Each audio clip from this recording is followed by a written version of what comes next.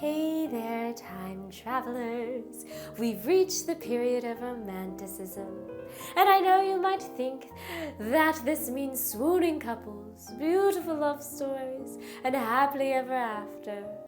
But Romanticism is not the same as romance. Romanticism was a movement of philosophy, art, music, and literature that emerged in Europe at the end of the 18th century and reached America around 1820. Romanticism emphasized nature, emotion, and imagination.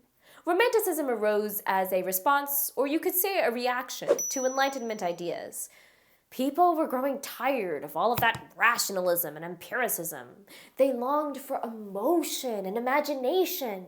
And after the French Revolution and American Revolution, the emphasis on liberty and personal freedoms brought about a new sense of individualism. Hence, Romanticism was born. Throughout this 6-week unit, the routine will be familiar.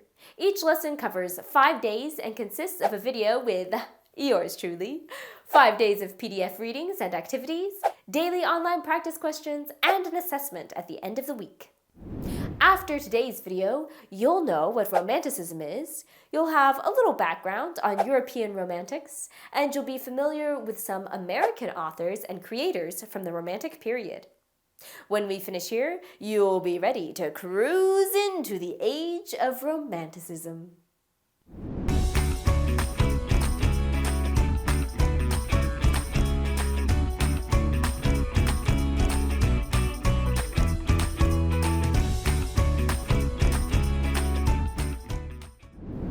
Have you ever heard a song that you really liked? I mean, really, really liked. So much that you played it over and over again? And then it became an earworm and you couldn't get it out of your head. And at first that was okay because you love the song. But then soon, everybody's playing it. And before you know it, the magic is gone and you're ready for a new song. Well, that's kind of how it was with the Age of Enlightenment. All that rational thinking was great.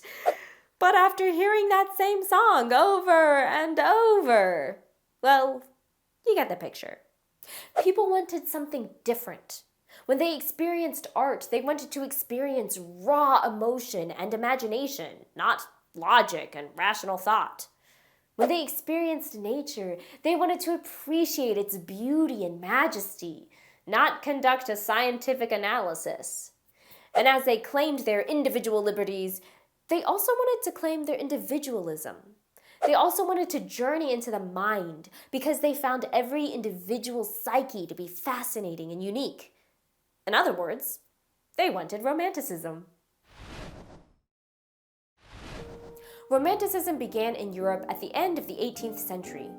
Music took on a more dramatic form with longer melodies and a greater use of dynamics, like the music now playing in the background, a nocturne by Frédéric Chopin. Painters featured sweeping views of nature, like in John Constable's The Haywain, and poets like William Wordsworth combined reverence for nature and strong emotion in lyrical text like, "She dwelt among the untrodden ways, beside the springs of Dove, a maid whom there were none to praise and very few to love." By 1820, this romantic movement reached America. And before we get into the literature of American Romanticism, let's examine the historical context that shaped it. In 1803, President Thomas Jefferson doubled the size of the U.S. by purchasing the Louisiana Territory from France. Of course, this territory needed to be explored, so from 1804 to 1806, Meriwether Lewis and William Clark set out to study the area, gather information, and create maps. This new land stretched the growing country's borders, and in 1830, the U.S. government enacted a law requiring indigenous peoples of the Southeast to relocate to Western territories. By 1838, those who had not relocated were forcibly removed from their homelands in what became known as the Trail of Tears. Over time, settlers began to dream of moving westward, and 1843's Oregon Trail led to the establishment of a Western settlement. Westward expansion had begun, creating a sense of opportunity and adventure that fit right in with those romantic themes of nature, emotion, imagination, and individualism. In 1845, the term manifest destiny was coined to describe the belief that the United States was destined by God to spread democracy and capitalism across the North American continent. The spirit of America's westward expansion was famously depicted in the 1872 John Gast painting, American Progress. Notice the various types of settlers moving westward for opportunity, while the buffalo and Native Americans are being displaced. Above it all, an angel guides this manifest destiny. Another thing to notice about this painting is the vast landscape. Vast landscapes were typical of Romantic art, like in Thomas Cole's classic painting, Home in the Woods. Cole founded a group called the Hudson River School, which was not an actual place, but more of a group of American romantics like painter Frederick Edwin Church, whose sweeping scenes of nature helped secure America's place in the Romantic movement.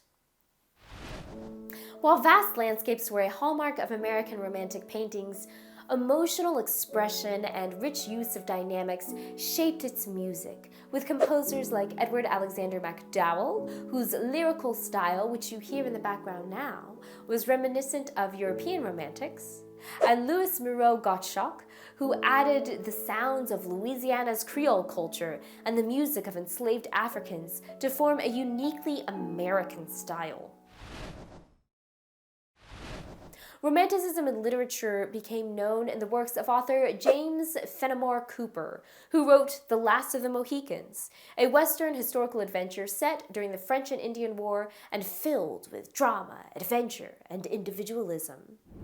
Natty Bumppo, a character appearing throughout Cooper's Leather Stocking Tales, formed the essence of the romantic hero, a common man who rejects conventional authority, lives outside societal norms, and trusts his gut to guide him. The stories of Washington Irving became wildly popular in America and abroad. The legend of Sleepy Hollow gives us Ichabod Crane, who is immersed in the supernatural tales of his remote community, especially one about a headless horseman.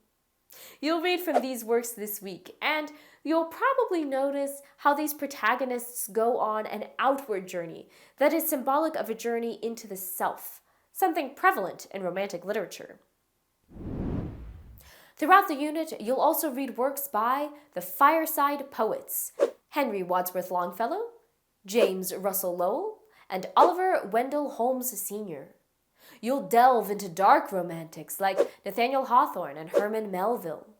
You'll get a taste of Gothic literature with Edgar Allan Poe, and you'll learn about the works of formerly enslaved abolitionists, Frederick Douglass and Sojourner Truth, who were contemporaries of these romantics. Remember, you will have daily activities in your PDF, including readings, lesson vocabulary, some analysis activities, reflection questions, and a little refresh your writing practice.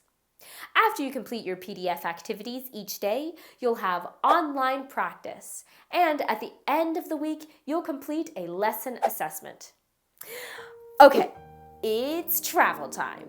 Get ready to sail away into big landscapes, big imagination, and big emotions as you journey back to America's age of Romanticism. Farewell, my friends. Farewell. Hey!